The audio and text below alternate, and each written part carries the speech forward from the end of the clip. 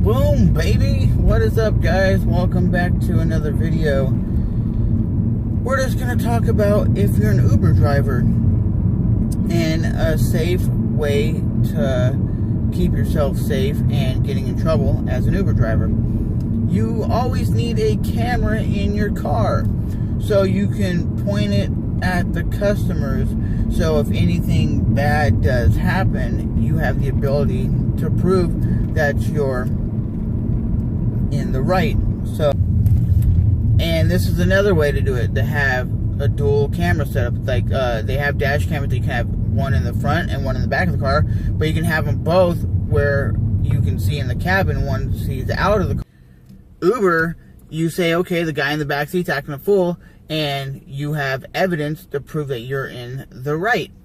Your rounds as an Uber driver, use a camera like a dash camera. You can get on Amazon for 20 bucks. You can get them all the way up to 200 bucks. It just depends what you want. But I would recommend like a dual camera setup where you have one pointing out the cabin and one pointing in the cabin. So you're always being able to film and you're always able to see what your passengers are doing.